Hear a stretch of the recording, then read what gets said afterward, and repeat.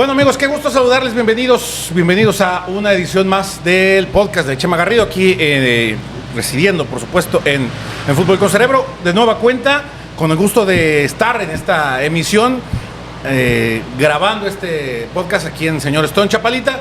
Ya les estaremos platicando, por supuesto, un poquito más adelante. Hoy, profe Daniel Ipata, ¿cómo estás? Qué gusto saludarte, profe. Qué milagro. Hola, Chema, ¿cómo estás? Contento y gracias por la invitación. Profe, siempre la intención, y siempre lo decimos aquí a los invitados, es primero es una plática de amigos, platicar con amigos, porque tú sabes que una plática no es lo mismo que una entrevista. No te da ni en cuanto a tiempos, ni en cuanto a la confianza, ni en cuanto a muchas cuestiones. Y ya lo habíamos platicado, es estar aquí platicando entre cuates, entre amigos, en confianza. No sale de acá. De aquí no sale, de aquí nada más nosotros tres, los que estamos aquí, ya no lo ve nadie. Profe, ¿cómo andas? ¿Cómo te ha tratado este año y los últimos meses? ¿Cómo andas? Bien, Chema, contento. Está arrancando bien el año, siempre con la expectativa de estar trabajando en fútbol, preparándonos también porque iniciamos una carrera de Big Data en preparación física en España y bueno, siempre hay que estar actualizándose porque va muy rápido esta evolución del fútbol y tenemos que acompañarla. 30 años de carrera que de alguna manera todo va cambiando y se va transformando y va evolucionando, y este fútbol de alto rendimiento y de alto nivel, sobre todo aquí en México, en Europa, en Estados Unidos, la revolución del fútbol, la tecnología, la investigación, las nuevas investigaciones, y hay que estar al día porque nos apasiona y queremos permanecer en este espacio. Daniel Ipata, como le dices, 30 años ya en el mundo del fútbol, preparador físico en una Copa del Mundo, multicampeón en el fútbol mexicano, con Pachuca, fuiste campeón en Liga, recuérdame.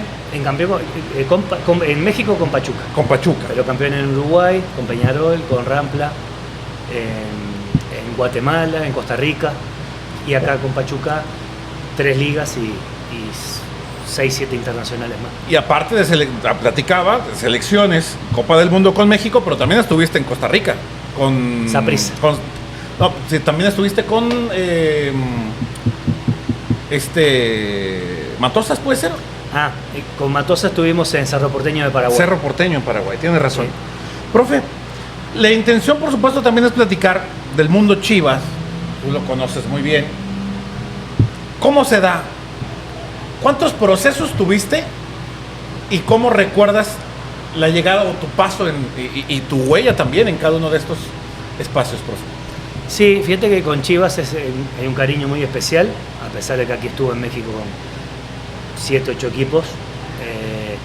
Y obviamente Chivas es un equipo con el cual uno se encariña muy fácilmente, todo el entorno, las características de jugadores mexicanos. Fue posterior al Mundial de Japón, donde venía también de dirigir 2 años a la selección, con el conocimiento y el cariño hacia el jugador mexicano, y Chivas me permitía la continuidad de ese espacio, ¿no? Y créeme que sí que hay diferencia cuando tú estás con planteles donde hay jugadores multinacionales, y evidentemente cambia mucho el vestidor, cambia mucho el proceso, la ejecución y la competición, ¿no? El trato, la gestión del grupo es distinto. Entonces Chivas te permite eso una vez que tenés el conocimiento y el acercamiento y la empatía con el jugador mexicano, te das cuenta que requiere unas características muy especiales, esto de la afinidad.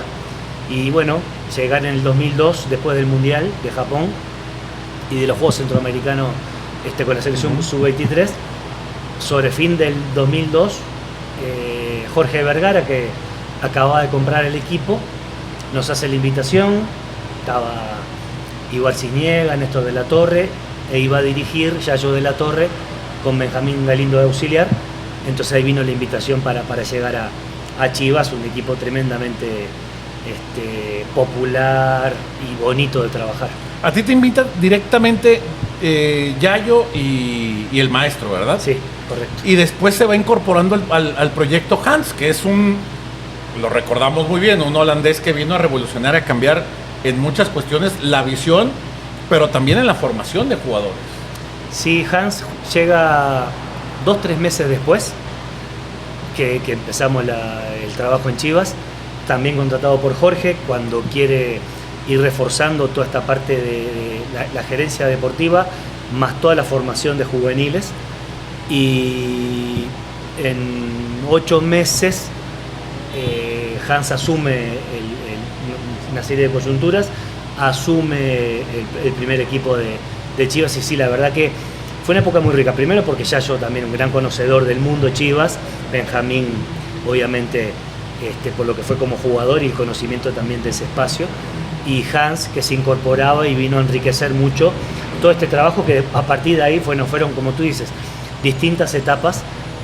Ya no recuerdo, pero fueron 3 o 4 etapas distintas que nos invitaban, regresábamos, nos íbamos, volvíamos, pero sí, en 3 o 4 etapas hasta casi el 2013, ¿no?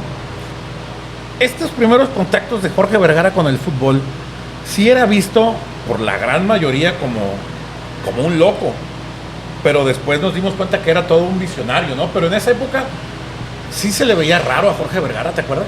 Sí, me acuerdo, claro, porque además Chivas venía con gestiones de los manejos dirigenciales, presidentes, las promotoras que asumieron la gestión de Chivas, lo habían hecho muy bien, ni hablar desde antes del campeonísimo y todas las etapas posteriores. Hubo un cambio importante cuando Jorge adquiere el equipo, llevando el fútbol, llevando la empresa hacia el fútbol, ¿no? Con una gran visión, innovador, revolucionario, audaz, sin miedo a los grandes cambios. Nada lo detenía cuando él creía que algo podía enriquecer al fútbol, a la gestión del fútbol. Primero no tenía un gran conocimiento del fútbol. Eso, llegó sin conocer mucho. Sin conocer, y créeme que terminó sabiendo mucho de fútbol, pero de empresa y de gestión de organizaciones. Se apoyó en gente que deportivamente lo podía respaldar, y evidentemente sí, en aquel momento que llegó fue un cambio importante, y como tú dices, el medio futbolístico lo miraba de reojo. Que también empezó con algunos cambios, me acuerdo que no gustaron tanto. Quita primas, empieza con lo del plan de vida, ¿te acuerdas? Un entrenamiento todos trotando alrededor de la cancha y empiezan a llegar autos por todos lados. ¿Y acá qué onda? ¿Eso cómo lo veías tú al jugador que visualizaba todo este mundo nuevo, un fútbol al modo empresario que no conocía? Bueno, ya había jugadores con trayectoria, sí nos tocó un plantel. Era un plantel bravito, Bravo, Osvaldo Sánchez, Tiburón Sánchez, Héctor Reynoso, Manuel Sol, Omar Bravo, después Chava Carmona, después Paco Palencia, Ramón Morales, Bofo, Johnny García, Ramón Ramírez, claro, Rafa Medina, ¿no? Un plantel que es con, ya ves, algunos jóvenes, Rafa Medina, Alberto Medina, jugadores jóvenes, jugadores de trayectoria, y claro, los jugadores de trayectoria sí veían un cambio de paradigma en esto de la gestión de un equipo, ¿no? Pero los más jóvenes se vieron muy beneficiados con esos cambios económicos. De alguna forma se nivelaron un poco los beneficios económicos, como tú dices, los carros, las casas, premiaba la permanencia en una institución. En aquel momento los premios, él no era muy fanático de los premios, porque sí pagaba buenos sueldos, pero los premios, él entendía de que de alguna manera ya estaban contemplados dentro del salario, pero después sí fue muy generoso también con los premios, ante las victorias, con los títulos. Entonces, de alguna forma, yo creo que a la interna del plantel, el cuerpo técnico, fue bien visto. Claro que hubieron cambios importantes, ¿no? Y además, el medio futbolístico y tan poderoso como México, donde la parte económica es muy importante, sí. Quizás el mexicano que está aquí no palpa lo que es el poderío económico de México, del fútbol mexicano a nivel Latinoamérica, porque hoy solo equiparable con Brasil, y ahora MLS, ¿no? Claro. Pero en esa época. No, olvídate, con América Latina nosotros ya sabíamos desde hace 25 o 30 años que el fútbol mexicano era poderoso. Y ahora, y lo sigue siendo, porque por la simple razón de que las empresas son propietarios de los clubes, cosa que no pasa en casi ningún lugar de América Latina, ¿no? Entonces, bueno, todo ese poderío siempre genera un rechazo. Los mismos que te levantan el medio económico y de gestión futbolística también genera anticuerpos. Y Jorge era un innovador para la época y no gustaba, evidentemente, no gustaba para sus pares, para sus colegas, para los demás dueños de los clubes o los que gestionaban las demás instituciones. En esos primeros años, profe, yo lo recuerdo que por las buenas era toda madre, pero cuando se enojaba, hasta con los jugadores la agarraba. ¿Te acuerdas que se aventaba cada declaración y no se medía y las aventaba para todos lados? Sí, lo que pasa que, bueno, eso era muy de la característica de la forma de ser de Jorge, que fue lo que lo llevó a ser tremendamente exitoso a nivel empresarial, a nivel de su vida y a nivel del fútbol, concretamente con Chivas. Pero lo que pasa es que él era muy generoso con su plantel de jugadores, su plantel de cuerpo técnico. Viajábamos en avión privado, las mejores concentraciones, los mejores lugares. Económicamente hubo un avance a nivel salarial, luego de premios, incentivos por el título. Eso sí, él se trazó desde un inicio que quería a un equipo campeón, porque hacía muchísimo que Chivas no salía campeón. Y él jugaba todos los boletos por el título, cosa que se dio en muy poquito tiempo. Bueno, en poquito tiempo fuimos finalistas de Liga, claro, en la final contra Pumas. Y al poquito tiempo, campeonato contra Toluca allá en la Bombonera. Y que me acuerdo de tu mano en esa final, porque era minuto 120, 2 de la tarde, en verano, en Ciudad Universitaria, el equipo corría. Sí, fue una final muy pareja. La ida aquí en el Jalisco. 1-1. 1-1. Un penal sí. Que... Hoy sí hay, menos mal que no había VAR. Sí, si no, menos mal que no había VAR. Pero fue adentro, ¿no? Adentro del área la falta. Bueno, así la vio el árbitro. El árbitro sí la vio. Así la vio y así la marcó. No, pero sí, claro, muy pareja la final, tanto de aquí como la de CU, 12 del mediodía, tiempos extras. Y justamente en esos tiempos extras, creo que Chivas fue superior.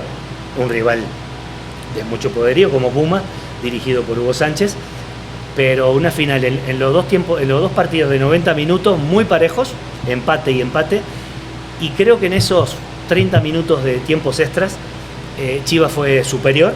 Hubieron 2-3 chances de gol que se podía haber liquidado el partido sin la necesidad de llegar a los penales, y luego, bueno, los penales no se nos dio, simplemente no se nos dio, pero sí. El objetivo de Jorge inmediatamente es lo que te decía. Jorge iba a por todo, iba por el título, que inclusive había un premio por ser campeón, y el equipo no ganó esa final, igual dio el premio por ser campeón, dio el mismo premio que tenía prometido por ser campeón. O sea, aunque no lo ganaron, claro, hubo premio. Él premió el recorrido, premió el camino que realizó el equipo toda la temporada hasta llegar a la final. Y como te decía, una final que la última imagen fue esos tiempos extras y los penales y todo muy agónico, y que vinimos acá y estaba la Minerva, la gente esperándolos, claro. Sí, porque como te decía, Chivas es un equipo grande, evidentemente la exigencia siempre es ser campeón, pero llevaba muchos años sin título, sin ser finalista, y de alguna forma rápidamente con la gestión Jorge Vergara se estaba llegando a una final rápidamente. Ahora seguimos platicando, profe, nada más recordarle, por supuesto, a toda nuestra gente, desde luego que no olviden darse una vuelta aquí a Señor Stone, ya sea cualquiera de las 3 sucursales. Si viven en Guadalajara o piensan venir pronto, por supuesto la invitación es para que vengan aquí a Chapalita, Circunvalación, también en la Avenida Vallarta, miércoles y viernes, 3x2 en Pinta de Barril Minerva. Así que la invitación, tú no tomas cerveza, profe. No, refresco y cuando mucho. La invitación para que la gente se dé una vuelta aquí a cualquiera de las 3 sucursales del Señor Stone. Profe, después viene Copa Libertadores, que fue también un trabajo súper desgastante para ti en mantener un equipo de jugadores que iba y venía a selección pero aparte mantenerlos en condiciones para ir a competir. Sí, era liga, la competición de la liga, muy próximos a Copa de Oro, Copa de Oro y Copa Confederaciones, y la Copa Libertadores, que hoy ya no se está jugando, pero en aquel momento, y que lo mismo, no se valoraba lo que era en México estar jugando Copa Sudamericana, Copa Libertadores, Copa América con selecciones, algo que elevaba mucho el nivel del fútbol mexicano. Y sí, era prácticamente nuestros jugadores de selección nacional, que eran 7, 8 permanentemente, y con los viajes, porque vamos a decir, en Copa Libertadores los equipos sudamericanos viajaban una sola vez a México. Claro. Los 3 que tocaban en el grupo, más el equipo mexicano, venían una sola vez a México. Pero nosotros con los equipos mexicanos teníamos que ir 3 veces a la fase de grupo, más cuartos, más semifinal, más la final. Y bueno, Chivas supo ser semifinalista, supo ser finalista, supo ser protagonista, igual que Cruz Azul en su momento. Pero aquí con jugadores que eran especialistas en jugar Copa Libertadores, como Paco Palencia, tuvimos Copa Libertadores muy interesantes, más de una, muy interesantes. En todos los sentidos, profe, yo creo que la experiencia del partido contra Boca en Buenos Aires marcó a todos de alguna u otra manera. Una, tuviste que traerte a los jugadores de Alemania en un charter de Jorge. Para semis, contra Paranaense. Exactamente. ¿Cuál era la indicación de tu parte, en la parte física, para las cargas, un vuelo muy pesado, llegar y jugar y regrésense? ¿Cómo fue esa etapa, profe? No, fue todo muy natural. Primero, bueno, porque todo el cuerpo técnico, primero con Hans, después con Benjamín, de director técnico de la Copa Libertadores. Ahí Hans ya había dado el paso de costado, ya estaba el maestro. Pero seguía como gerente deportivo, como director deportivo, muy pegado a la estructura del primer equipo y obviamente con toda la estructura de juveniles, ¿no? Sí, con el maestro tocó ese partido con Boca y toda la fase de grupo, San Lorenzo, el partido con Cienciano en Cusco, claro. 3.600 metros de altura.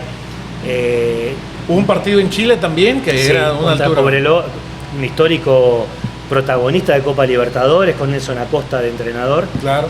En Calama.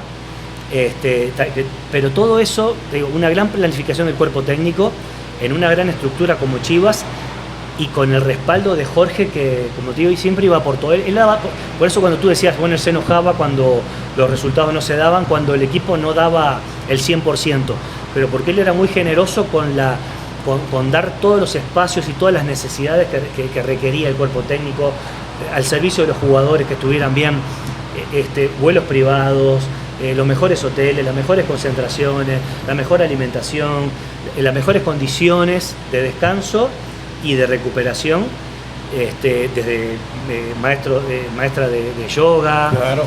La fisioterapia, la rehabilitación, mandar un vuelo privado a Alemania para que viniera con los 6-7 jugadores, sí, que venían de Copa Confederaciones, después de haber jugado tercer y cuarto puesto contra Alemania.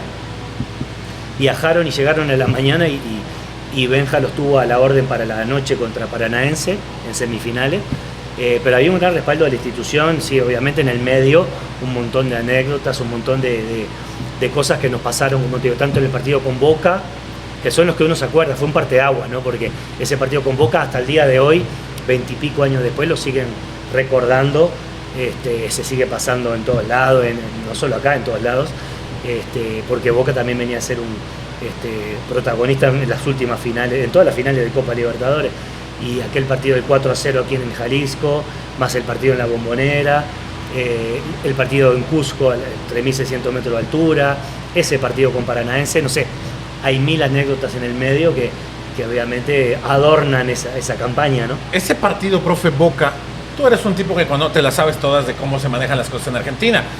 Los cambiaban de dirección, los perdían en el camino cuando los llevaban del hotel. Eso era pan de cada día y tú te la sabes. En Sudamérica así se da. Pero el muchacho joven, el chavo, el jugador que estaba viviendo la experiencia y viendo cómo se mueve el estadio y viendo cómo es esa experiencia, tú les decías algo, decir, tranquilos, aquí la ventaja la tenemos nosotros. ¿Cómo fue también tu ayuda al cuerpo técnico del maestro en esa parte? Sí, bueno, ese apuntalamiento de los jugadores jóvenes, obviamente partía desde Benjamín como líder de ese grupo, pero también en el campo teníamos referentes importantes que ya habían jugado Copa Libertadores, que ya habían sido mundialistas, y que tenían un recorrido importante y que también nos ayudaba mucho en el campo de juego y en los espacios de las concentraciones, las sobremesas que el jugador y obviamente esa parte escénica de enfrentar escenarios muy complicados y tensos. Obviamente había que plantarse en una cancha de fútbol para competir contra esos equipos, esos arbitrajes, esos estadios con tanta adversidad, sí, estadios claro, llenos en contra. Aún yendo 4-0 a la Bombonera, uno decía... Porque se puso muy bravo ese día, ¿te acuerdas? Sí, al minuto 2 hubo una chance de gol de Delgado mano a mano con Corona, que si es gol a los 2 minutos podía empezar a cambiar la historia, pero no, teníamos un grupo de jugadores, la verdad que te digo, que fueron madurando en el proceso, pero que con Ramón Morales, con Osvaldo, con Palencia, con Manuel Sol, jugadores de experiencia, sostenían y nos ayudaban mucho a los jugadores jóvenes que le daban la dinámica, la explosión a ese equipo que sorprendió toda América. Profe, después pasa esa Copa Libertadores, el equipo regresa, continúa su camino en Liga y el equipo parecía que andaba bien y se dio una salida muy extraña en esa primera etapa, profe. ¿Qué pasó? Que el equipo estaba caminando y un día antes algo pasó que se toma después la decisión de que no seguía el cuerpo técnico del maestro junto contigo. Mira, deportivamente, como en el proceso de Yayo de la Torre al principio, también fue un inicio bueno, se llegó a liguilla, se compitió, creo que quedamos en cuarto de final. Y también, bueno, en la gestión en el medio hubieron algunas cosas que motivaron la salida de Yayo.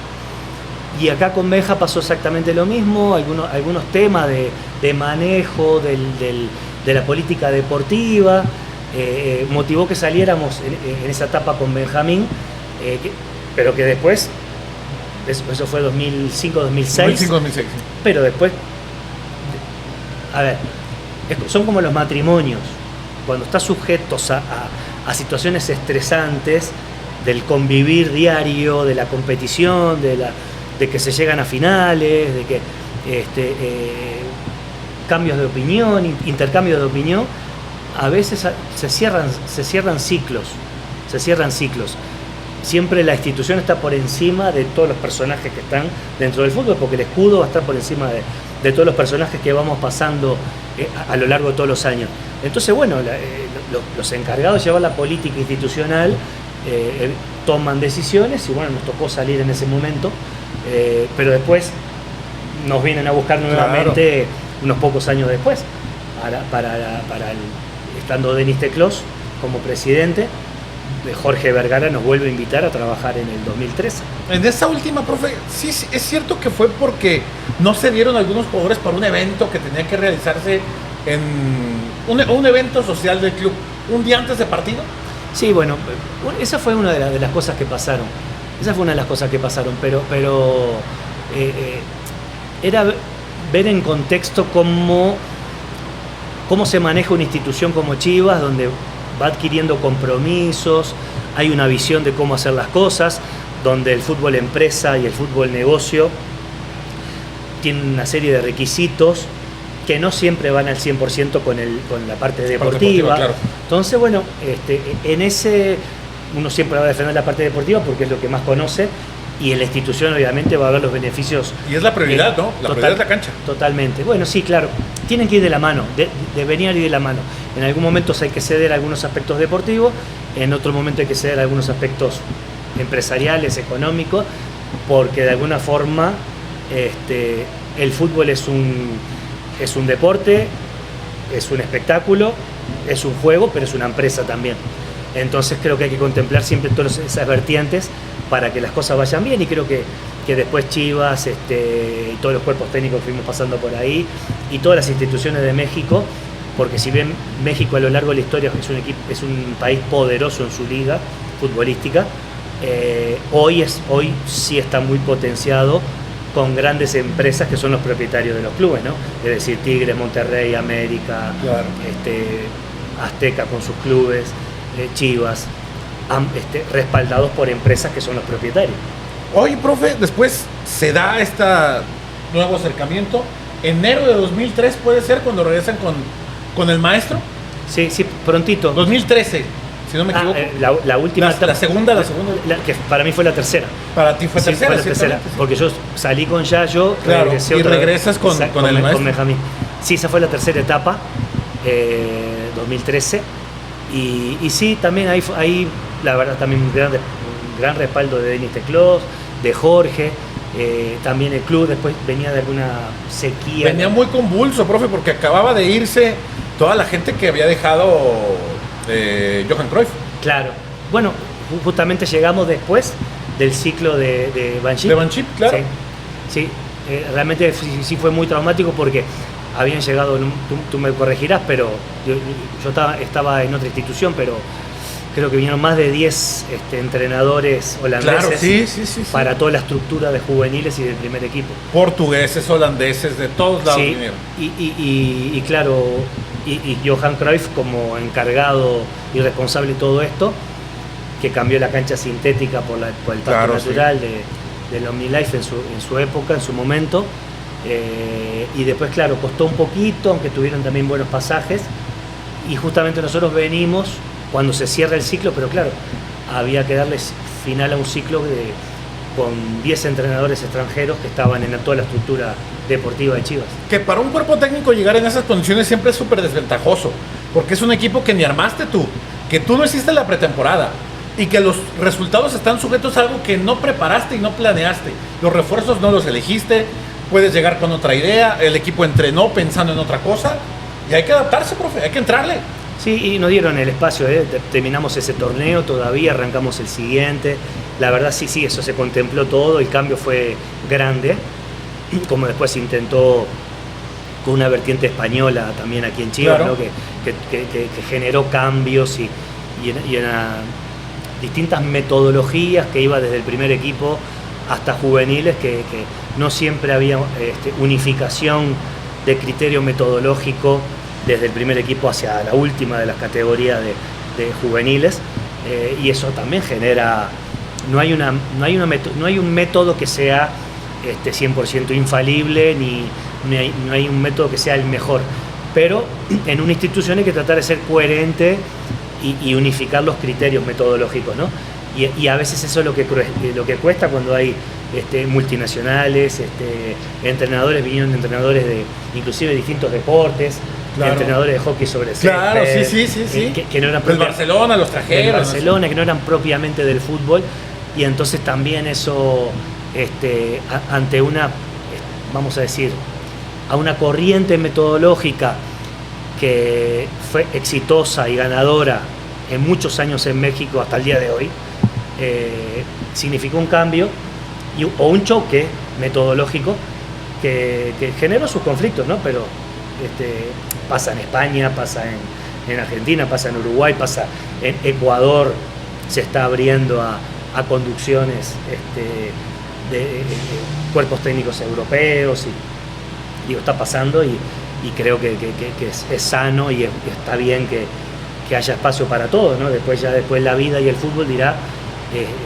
mediante los títulos o conducciones exitosas y ganadoras, cuál tuvo la razón, ¿no? Pero siempre es un depende, ¿no? Siempre es un depende en qué contexto se vayan aplicando esas metodologías. Ese primer torneo en 2013, profe, creo, tú me corregirás, la directiva creo que fue comprensiva, por lo que te decía recién, no planificaste, tú no hiciste pretemporada, y el equipo evidentemente no le fue bien. Creo que terminaron en lugar 15, 16 en ese primer torneo, pero tuvo respaldo el proyecto porque sabían de lo que son capaces tanto tú, todo el equipo de trabajo, el maestro y todo el cuerpo técnico, ¿no? Es decir, hubo respaldo para eso que no arrancó tan bien después de este cambio tan intempestivo después de los holandeses, ¿no?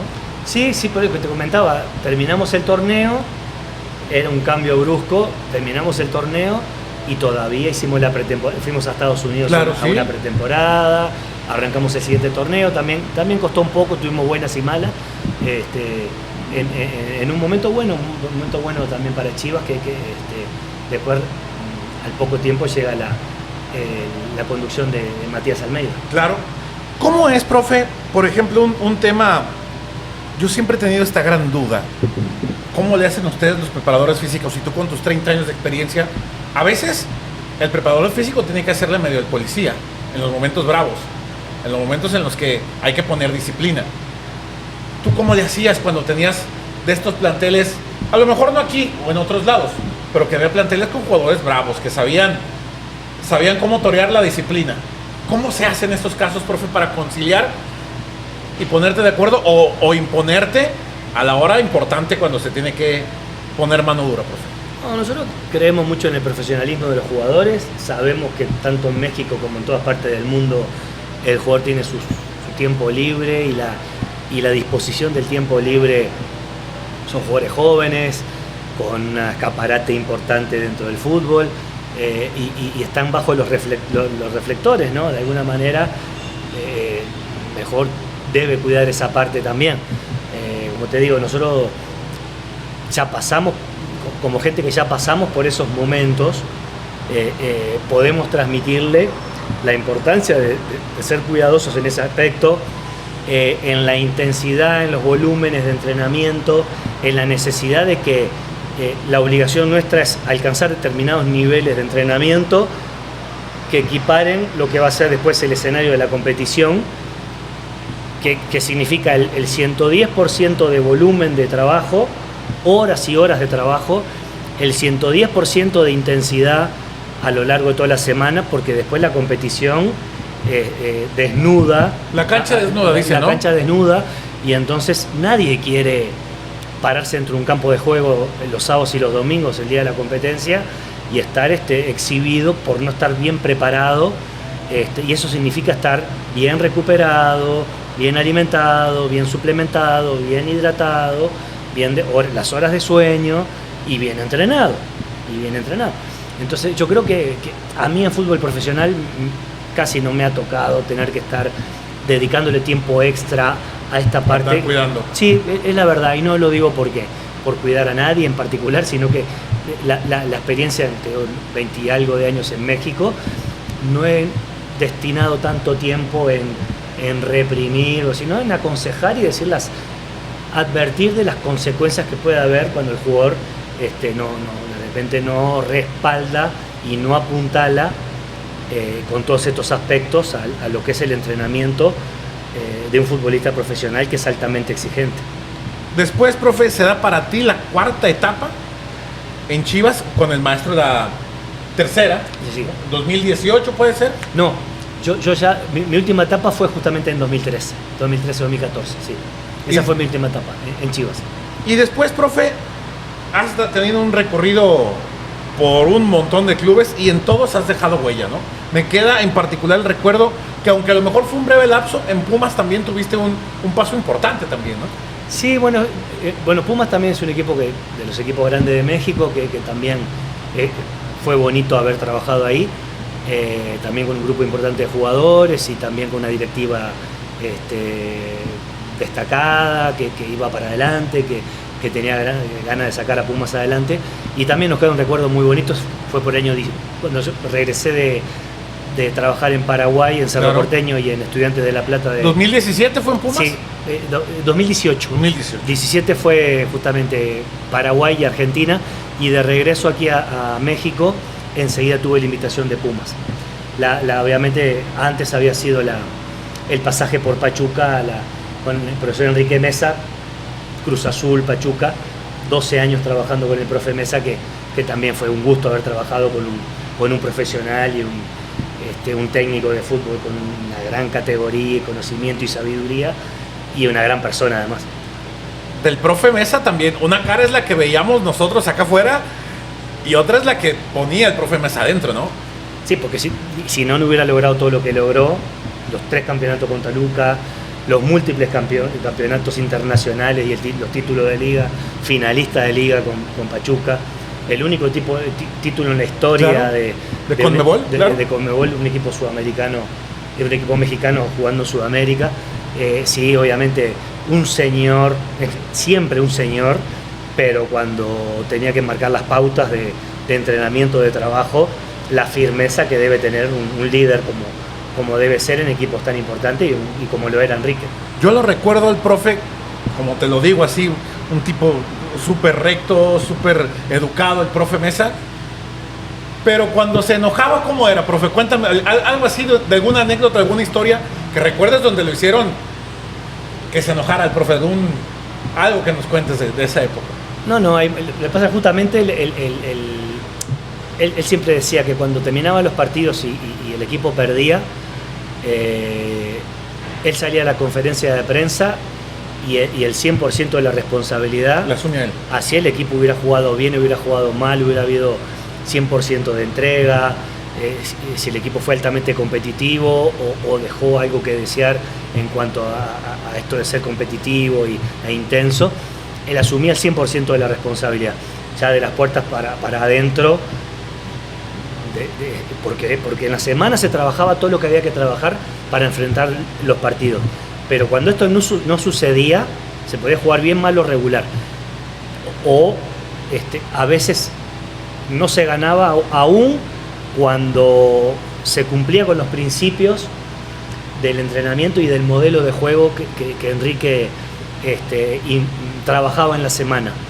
Aún así, cuando el equipo no tenía sus errores, era muy puntual y era muy exigente, cerraba la puerta del vestidor y que es una de las virtudes de los grandes entrenadores, ¿no? Que lo que más quiere el jugador es que le digan la verdad y que le hablen de frente. Claro. Y en ese sentido, Enrique tenía eso, que iba de frente y decía las cosas donde las tenía que decir, que era en el vestidor, en el grupo, y cuando ya tenía que hablar individualmente lo hacía. Pero sí, él hacia afuera asumía todas las responsabilidades y hacia adentro hacía las correcciones que tenía que hacer. Por eso fue tremendamente exitoso, porque la verdad que yo creo que el fútbol mexicano no le hace tanta justicia a Enrique por todo lo que ha logrado a nivel mediático. No es de los más favorecidos en todos los años de gestión de Enrique como técnico, pero si uno pone a ver los títulos, obviamente. Claro, Toluca, Pachuca, a todos lados donde fue, dejó una marca, sí. Y esa es otra Salvó cosa. A Morelia de dos descensos, títulos internacionales, títulos locales, 3 títulos con Toluca. O sea, no es casualidad. Para eso hay que ser un gran entrenador, y yo lo definiría como un sabio del fútbol. También muy paternalista, ¿no? Los jugadores que tocaron pasar con él, muchos dicen que tenía esa parte. Sabía involucrarse en la parte humana con el jugador. Eso era muy importante. Había jugadores que le gustaba, otros que no, pero al 90% de los jugadores le gustaba, porque igual diario le preguntaba a los jugadores por los hijos, por el colegio, si había descansado, cómo estaba la familia, si estaban a gusto. Siempre un consejo sobre los padres, los más jóvenes sobre los padres, y ese era un poco también el secreto de Enrique en las gestiones de los grupos que tuvo. ¿Cómo fue? Ya platicabas, profe, de tu experiencia en esa Libertadores, donde les fue muy bien con Chivas, pero también cómo fue esa experiencia en esa Copa Sudamericana. Me acuerdo esa final en Chile, una final peleadísima hasta el último momento, y Pachuca logró regresarse con el trofeo, profe. Sí, la final fue contra Colo-Colo de Chile, que fue que era el mejor equipo de Sudamérica, el que mejor jugaba el fútbol. Claudio Borgher, el entrenador de Colo-Colo, pero estaba Alexis Sánchez, Arturo Vidal, Sangüesa, Matías Fernández. Claro. Un equipo que fue tricampeón de Chile, que jugaba por nota. La verdad, llegó a la final de la Sudamericana jugando unos partidos espectaculares, al igual que Pachuca, también después de haber jugado a Argentina, a Brasil. También Pachuca pasó por el recorrido hacia la final fue extraordinario, y esa final era sin duda de los dos mejores equipos de esa Copa Sudamericana, y los dos con un estilo bastante similar, que jugaban muy bien al fútbol. Y bueno, sí, obviamente Conmebol no hubiera querido que Pachuca fuera el campeón de la Sudamericana, porque siempre se condicionaba de alguna forma al México ser invitado a que siempre el campeón fuera un equipo de Conmebol, e inclusive después del empate aquí en el Estadio Hidalgo, todo el mundo apostaba a que Colo-Colo iba a ganar el título, y a los 20 minutos, cuando Colo-Colo nos va ganando en el Estadio Nacional de Chile 1-0, nadie hubiera creído que fuéramos a ganar ese campeonato. Y la verdad que que sí, que hicieron todo, porque desde el día previo que nos cerraron el estadio para hacer el reconocimiento, cerraron el Estadio Nacional, tuvimos 45 minutos para poder bajar del camión y que nos abrieran para hacer el reconocimiento. Nos apagaron las luces del estadio en el medio del entrenamiento, no sé, hicieron un montón de cosas para que no sucediera esto, pero finalmente, la verdad, un equipo que era extraordinario, logró ser campeón por primera vez en la historia. En ese plantel te tocó tener a uno de los mejores de todos los tiempos, hoy Miguel Calero. ¿Crees que te tocó la mejor versión de Miguel Calero a ti, tenerla trabajando con él? Por lo que hacía el tipo, se mataba, se dedicaba. ¿Cómo recuerdas a Miguel Calero, profe? Sí, fue... Yo estando ya trabajando en Pachuca, Miguel viene como refuerzo. Claro. Nos tocó pasar, él llegó por octubre 2004, no. 2000... No, porque yo salgo... Claro, sí. Yo salgo... Pues yo estuve con Javier Aguirre año 2000, desde el 99, primer título en la historia de Pachuca, 99 finalistas del 2000, 2001, y nos vamos a la selección con Javier Aguirre. Claro. Pero ya en el 90 después del 99 viene Miguel Calero, creo que en el 2000 viene Miguel. Es cierto. Pasamos la primera Navidad y el primer fin de año junto con Andrés Chitiba y Miguel Calero y su familia. Venía de ser un arquero destacado en el fútbol colombiano, ya era el show, decían el show Miguel Calero, ya era en Colombia sí su característica y su carisma, pero después hizo una carrera extraordinaria, y sí, siempre me tocó la mejor versión de Miguel, aun cuando nosotros estuvimos en la selección, también volvió a ser campeón con Alfredo Tena en el Volcán, unas intervenciones sí, por supuesto, espectaculares. Volvemos con el profe Mesa 2005, y 2006, que nos toca esa versión de la Copa Sudamericana, un jugador que era un técnico dentro del campo de juego, también tremendamente profesional, y transmitía a un plantel que era de un gran nivel: Aquivaldo Mosquera, Fausto Pinto, Jaime Correa, Cristian Jiménez, Damián Álvarez, Gabriel Caballero, Juan Carlos Cacho, no sé, un plantel y un equipo espectacular. ¿Qué plantel te tocó, profe? Y después, bueno, regresando un poquito en el tiempo, esa participación en la Copa del Mundo fue un proceso un poco largo también para ustedes, y fue de mucho golpeteo, porque a ustedes les toca llevar por primera vez un futbolista naturalizado. Hoy ya es más común, ha cambiado mucho el tiempo, pero con esa etapa les toca a ustedes el tema de Gabriel Caballero. ¿Cómo fue, profe, esa etapa donde el equipo también pintaba para otra cosa y desafortunadamente no le fue tan bien al final? Sí, bueno, Gabriel se nacionaliza, ya estaba en proceso. Claro. Gabriel era jugador nuestro en el título del año del 99. Javier creía tremendamente en él. Pero además se da la coyuntura de que en el partido contra Costa Rica viene una suspensión de Cabrito Arellano y de Johan Rodríguez. Igual iban a ir al Mundial, pero iban a estar suspendidos uno o dos partidos de Mundial. Después se hizo una gestión a nivel de dirigentes y quedó en una suspensión de solamente 2 partidos. Y entonces, en ese puesto, Gabriel encajaba perfectamente. Termina su proceso de nacionalización y Javier lo convoca para... Gabriel juega contra Croacia y contra Ecuador, y ya no juega el partido contra Italia, yo creo. Ya no juega el partido contra Italia. Ya entra Cabrito y Johan, y después el partido contra Estados Unidos igual.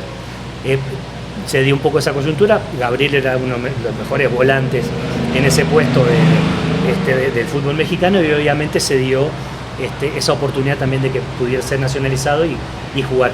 Pero sí, casi que la selección eliminada del Mundial, teníamos 5 partidos de margen en los cuales había que ganar 4 y empatar 1 solamente.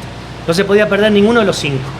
Y asumimos con Javier, y bueno, se ganaron 4 partidos, se empató en Costa Rica y logramos la clasificación aquí contra Honduras en el Azteca, ¿no? Y yo creo que fue un buen mundial, nada más que la última sensación fue esta del partido con Estados Unidos, que obviamente fue un poco traumática porque no se elimina a Estados Unidos, ¿verdad? Pero porque venías de hacerle un partidazo a Italia. No, invictos, líder invicto en la Claro. fase de grupo.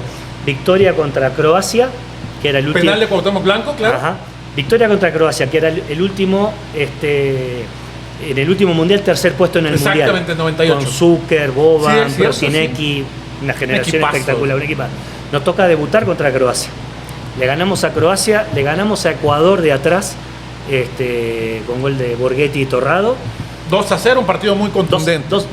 Ganaba Ecuador 1-0 y lo ganamos 2-1. Exacto, 2-1, tienes razón. Y después vamos con Italia, que creo que fue la mejor El versión. golazo de el Jared. golazo de Jared. Cabrito tuvo el 2-0. Es cierto. Un dominio total sobre Italia que lo estábamos dejando eliminado del Mundial. Otro histórico campeón del mundo. Una exhibición espectacular de México. Y nos empata faltando 4 minutos. Y después viene, bueno, hubiera sido o Portugal o Estados Unidos. Fue Estados Unidos y obviamente la percepción en el medio futbolístico, la afición, el aficionado que te elimine Estados Unidos en un mundial, el rival acérrimo de CONCACAF, duele y duele mucho, a nosotros primero que nadie. ¿Qué pasó en ese partido, profe? Porque yo recuerdo que, tengo recuerdos del partido y sí recuerdo que el equipo había comenzado muy competitivo. El equipo inclusive tenía más tiempo la pelota, pero conforme fueron avanzando los minutos, algo pasó en el camino que México perdió ese control y Estados Unidos asumió muy bien y aprovecharon los errores. Tú desde donde tú estabas, profe, ¿qué pasó con él? ¿Qué pasó? ¿Hubo algún error en cuanto a alguna decisión? ¿Los jugadores les pesó el escenario? ¿El tema de la expulsión de Rafa? ¿Tú cómo recuerdas esta etapa?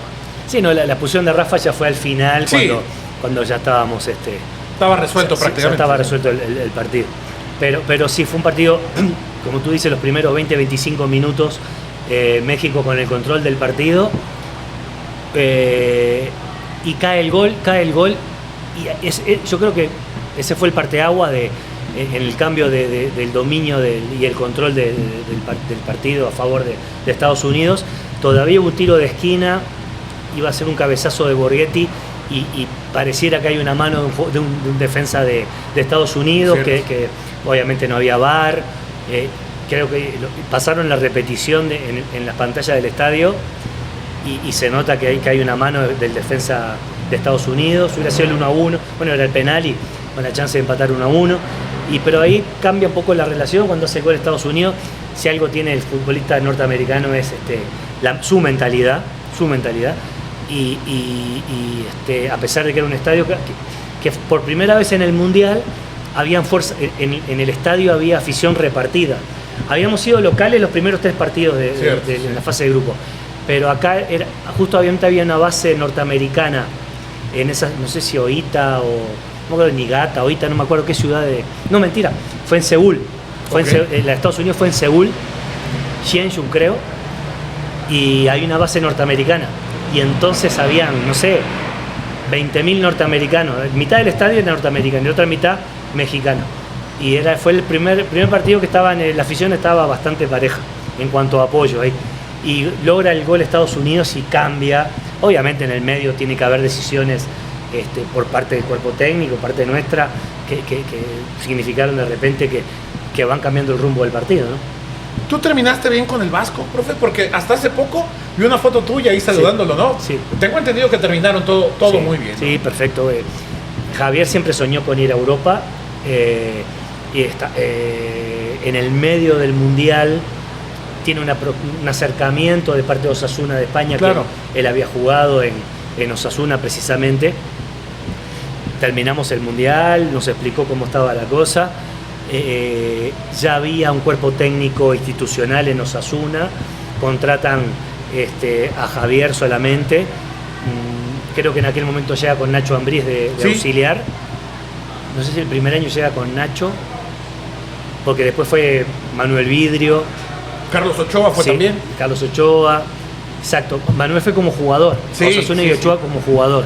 Y va con Nacho Ambriz también como asistente, que fue incorporándolo después cuando fue, porque al final el Vasco tuvo como 4 años en Osasuna, pero terminamos con una gran relación y hasta el día de hoy Sí, nos saludamos cuando él vino a Monterrey. Claro, sí. Nos vimos en el Azteca, nos vimos en una pretemporada en Cancún. Era un cariño muy grande con Javier, que primero me hizo partícipe de su cuerpo técnico en la eliminatoria cuando él lo nombran para la selección. Me lleva al Mundial de Japón, el escaparate más alto y el sueño más grande de un profesional del fútbol es ir a un Mundial, y Javier me dio esa posibilidad. O sea, el agradecimiento y además el reconocimiento a un técnico extraordinario, con un manejo de grupo, una gestión de las instituciones, y un gran entrenador que se fue al exterior y solo regresó 10 años después para venir a Monterrey, y regresó nuevamente a Europa. El reconocimiento que tiene el fútbol español y la importancia que tiene Javier en la liga, ¿no? ¿Tú crees que al técnico mexicano, como es el caso de Javier, se le reconoce más en España que lo que se le da el valor a lo que hizo en México? Yo creo que sí, porque sí debiera ser, si bien hay parte de la prensa y de la afición que reconocen a Javier un gran gestor de grupo y un gran entrenador, todavía está sometido a ciertos cuestionamientos. Pero también, yo digo que de la selección nacional casi nadie sale ileso. Técnico, preparador físico, jugadores. De la selección nacional, a la corta o a la larga, todos salen un poquito raspados. Porque claro, cuando se termina un ciclo es porque se desgastó algo y se rompió algo. Y Javier estuvo en 2 procesos mundialistas. Fue a 2 mundiales como entrenador, pero además había sido auxiliar técnico en el Mundial de Estados Unidos. Y además había sido jugador de selección nacional. O sea, un tipo que conocía las entrañas de la selección nacional como pocos. Entonces, bueno, yo creo que cumplida su gestión ahí en la selección, creo que es incuestionable el pasaje de Javier en el fútbol mexicano, ¿no? Como entrenador mexicano, creo que el más reconocido de la historia. ¿Por qué absorbe tanto el entorno de selección, profe? Tú que estuviste ahí dentro. Porque las pasiones y las emociones y la exigencia es máxima, y las expectativas son máximas. Y fíjate que nosotros no teníamos margen de error para ir a ese mundial. E igual logramos rescatar a México para poder clasificar al mundial. Y eso se olvidó rápidamente cuando sí, Estados Unidos luego nos elimina. Pero eso es inevitable, porque cuando tú sales de la selección... Yo me gustaría que alguien me nombrara un técnico en toda la historia hasta el día de hoy que haya salido de selección nacional ileso. No lo hay. No lo hay. A la corta o a la larga. Mejor imagen o peor imagen, catastrófica o media raspada, siempre se sale no del todo bien. Esa es la realidad. Analízalo y vas a ver que es así. Y yo creería que pasa en todas las selecciones del mundo. Hay veces que explota antes, hay veces que explota en medio de un mundial, porque esta convivencia, esta exigencia, esta gestión, a veces revienta dentro de un mundial. Pero al propio Vasco le tocó, por ejemplo, el proceso de 2002, pero en 2010 también con una plantilla que estaba fuerte, sí, todavía con Cuauhtémoc Blanco dentro del equipo, y que con esa figura le ayudó, por supuesto, a recuperarlo el camino que se había perdido, ¿no? Es decir, da la impresión de que hacia adentro Javier siempre terminó bien. El tema fue hacia afuera, ¿no? El tema es el entorno. Y que hay que tomar decisiones. Y que esas decisiones después se comparten o no, la prensa lo acepta o no, la afición. Tú sabes, tú entras a Twitter ahora y es una máquina reventadora de todo, ¿no? Imagínate si el Twitter hubiera estado en el 2002, no me acuerdo, hubiera sido escandaloso, ¿no? Porque raro, quedar eliminado contra Estados Unidos en un mundial era realmente fuerte, luego de la expectativa que esa misma selección había porque además esa selección jugó Copa América y fue finalista de Copa América en Colombia. ¿Es cierto? Contra Colombia. Eliminamos a Brasil, ¿sí? Le ganamos a Brasil en Copa América, Paraguay, Uruguay y Chile, y fuimos finalistas contra Colombia, que era el local, y fuimos subcampeones de Copa América. Entonces, las mismas exigencias y las mismas expectativas que se generó esa propia selección, se generó en el Mundial luego de la fase de grupo, que fuimos primeros invictos, y que después se derrumbó con esto de Estados Unidos, ¿no? ¿Y no crees que por eso mismo, por la expectativa que había generado ¿El golpe fue más duro la Por caída? supuesto, sin duda. Y agregale que era Estados Unidos, rival acérrimo deportivo y emocional. Y que no era futbolísticamente lo que es hoy Estados Unidos, ¿eh? Porque hoy creció. Pero a nivel de selecciones era una selección fuerte. La MLS no era lo que es la MLS de hoy, pero esa selección que venían 12, 15 de ligas europeas, era una selección muy fuerte. La selección de Estados Unidos no era el reflejo de lo que era la liga en ese momento. Muy poderosa. Sí nos podía ganar, sí nos podía ganar perfectamente. ¿No? Con el embalaje que traía México, todo el mundo esperábamos que íbamos a superar esa fase de cuarto, ¿no? Se habló, ahora que hablábamos de este tema de la interna y demás, se habló que Paco Palencia y Javier no terminaron bien, que hubo hasta golpes, que en la interna entre ellos se agarraron. ¿Qué pasó, profe? ¿Sí había tensión en la relación o no llegó a tanto? No, a ver, no hubieron golpes, no hubieron discusiones, no hubieron nada que no pasa dentro de un plantel de fútbol, con jugadores de trayectoria, con cuerpos técnicos fuertes, compitiendo en un escenario complicado como es un mundial. Yo te digo, en ese mundial, en mundiales anteriores y en mundiales posteriores, de experiencias, selección uruguaya, selección argentina, selección mexicana, selecciones de CONCACAF, conociendo la interna de tantos años en el fútbol, tenés amigos que están en selecciones, claro, y compiten.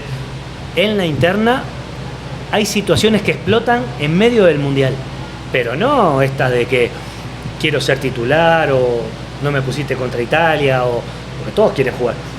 Pero esa gestión de grupo, no sucedió nada que no pase en todos los mundiales, o en equipos que están sujetos a exigencias altísimas y con jugadores de mucha trayectoria, con el manejo del carácter, de sus egos, de su prestigio y jerarquía futbolística, que confrontan en algunas decisiones que tiene que tomar el cuerpo técnico, que a veces el jugador podrá compartir o no, pero que deberá aceptar. Pero no pasó nada, o sea, a la luz del resultado con Estados Unidos empiezan a saltar, y hoy la prensa sigue reproduciendo de que hubieron golpes y discusiones. Que se encerraron en un baño y no sé qué más cosas. Bueno, si se encerraron yo no lo vi. Estuve en esa selección, claro, y no vi nada que no hubiera visto en mis 30 y pico de años de carrera. Profe, ya para cerrar, ahorita estás en el tema de la Big Data, después de una carrera importante. Cuéntanos, ¿hacia dónde va enfocado este tema? ¿Qué tantos son los avances que hay en el Big Data, en el fútbol, específicamente en el fútbol mexicano? Porque la tecnología llega, pero ¿cómo se han implementado esos avances ahora? Sí, entiendo que la inmensa mayoría de los equipos en México ya asumieron este departamento de ciencias, departamento de inteligencia, con manejo de los datos, de los eventos, del scouting, de seguimiento de nuestros propios jugadores, de los jugadores rivales, de los equipos rivales, de los comportamientos, del dato que arroja un partido de fútbol, que son miles de datos por partido, distintas situaciones, con las múltiples plataformas que van recogiendo esa inmensa cantidad de datos. Llegó a México ya para quedarse, evidentemente. Te digo que podría decirte la totalidad de los equipos mexicanos hoy están manejando departamento de inteligencia, y analistas de video, analistas de datos, analistas de rendimiento, y el dato llegó para quedarse, y que los cuerpos técnicos son respaldados por esta parte estadística, por esta parte del dato, y sí, siempre entendiendo de que estamos tratando con seres humanos, donde hay cosas que el dato que el dato y las plataformas y los seguimientos, ya sea en video, ya sea con las distintas herramientas de monitoreo, de la carga, de entrenamiento de los partidos, permanentemente, desde el entrenamiento hasta la competición, estamos siguiendo a los jugadores, pero hay una parte humana, que son los distintos comportamientos, la parte mental, la parte psicológica. Seguimos tratando con seres humanos, y eso no lo va a arrojar en muchísimos de los casos el dato, y entonces una parte intuitiva de respuesta, de experiencia, de empatía, psicológico, emocional, socioafectivo, insoslayable para el manejo de un equipo de fútbol, para el manejo de un jugador, pero el dato hoy, un cuerpo técnico no va a tomar decisiones solamente por los datos. Sería un grave error. Sería un grave error, pero si el dato no concuerda si el dato nos dice que no, en algunos aspectos, ya sea en la contratación de algún jugador, ya sea en la elaboración del plan de juego o el 11 que va a iniciar, si el dato no concuerda, difícilmente, si la parte está intuitiva, emocional, socioafectiva, nos va indicando, si el dato no concuerda, entonces sí, las decisiones pasan por otro lado, ¿verdad? ¿A dónde invitarías, profe, a la gente que nos está viendo a que vea un poquito más de este trabajo y que se quiera empapar un poco más de esta situación? No, bueno, Conmebol está dando cursos en análisis de video, análisis de rendimiento. En España y en Europa hay numerosos máster en este sentido. Y bueno, es un tema que a mí me fascina, pero está referido inclusive específicamente a la preparación física. Entonces, bueno, yo creo que hoy es un elemento insoslayable para el manejo de las instituciones, y tú llegas hoy a una institución y tenés un staff de 8, 10, 12, 15 integrantes, claro, que ya te están esperando con todos los datos de cómo está tu plantel, que asumís que es una ganancia importante, y que después echás a andar y operás y gestionás un grupo, pero con el soporte de este departamento de inteligencia y departamento de rendimiento, que para los cuerpos técnicos, que con el concepto de antes llegábamos 2, 3, 4 integrantes, llegábamos y tardábamos un mes en conocer todo, aquí ya nos allana el camino, porque ese departamento ya tiene todas las herramientas de seguimiento, evaluación, seguimiento y monitoreo que necesita un cuerpo técnico para adaptarse rápidamente al nuevo espacio.